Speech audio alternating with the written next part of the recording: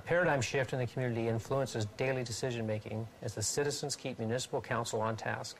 Community awareness ripples outward, so that even visitors become aware how Whistler thinks about sustainability.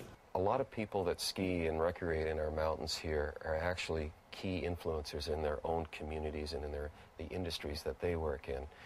And again, we have such a tremendous opportunity, particularly when they are in our alpine areas and they're staring at a glacier. And what a great opportunity to tell them that glaciers are the most sensitive ecosystem to temperature change. They're nature's thermometer. So there, right in their eyes, is global warming.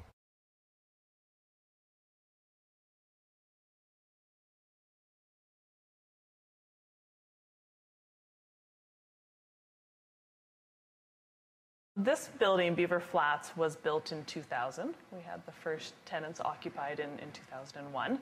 There's 57 apartment units in here. They're all studio, one bedrooms. It's a very popular building. We have very little turnover, very low vacancy rates, less than 1% throughout the year.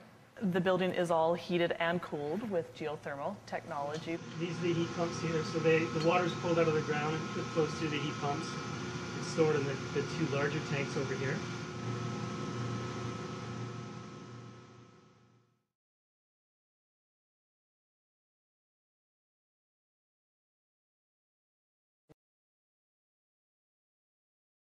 My name's Tony. I'm one of the owners of Slopeside Supply in Whistler, and we're a local wholesale restaurant and hotel supply company. And we sort of thought that the best way that we could make a difference was educating our customers. So there's 400 or 500 customers in town. This product here it's 100% post-consumer waste toilet paper.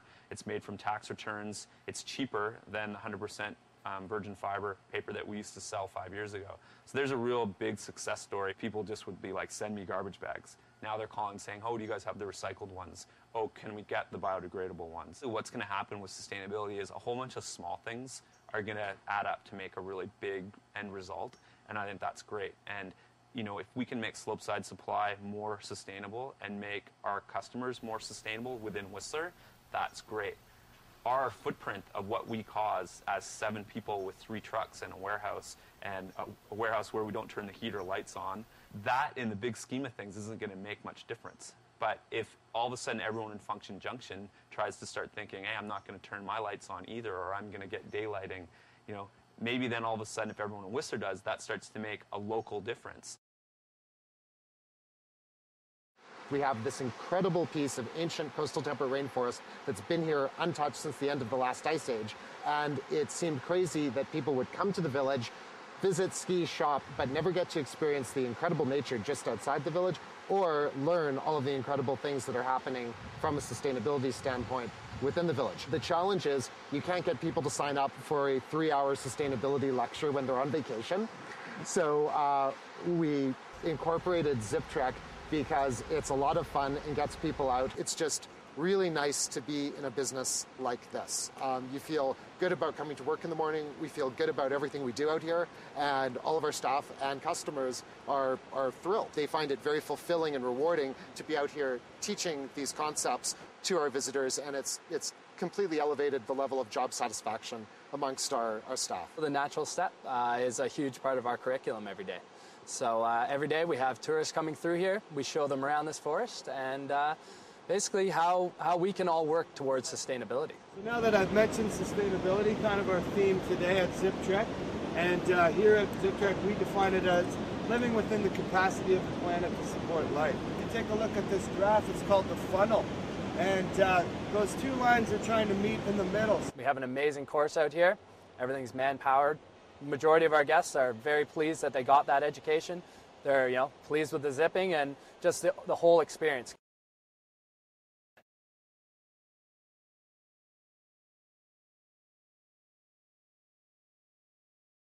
Like any community, Whistler has not yet reached sustainability, but it has been able to consciously recognize its challenges in working toward it. More and more it's starting to become a journey of hope in that we can actually make a difference both within our small town and beyond, maybe to other communities around the world. The key was get the early adopters, consult with the community. Is this something that they are willing to go? Because you have to have leadership. You have to have your mayor. You have to have some really senior people who are willing to step outside a little bit the traditional and say, I'm willing to, bet my whole term of office and my next one and my next one that I believe sincerely in this. Ultimately, it'll look great in 20 years. And sometimes people don't want to go there, but politicians, that's leadership. You've got to be able to think the next generation or two ahead.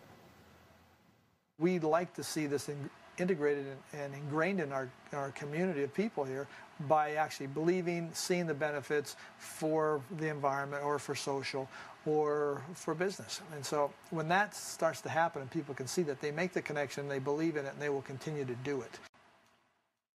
I applaud those that will take the challenge.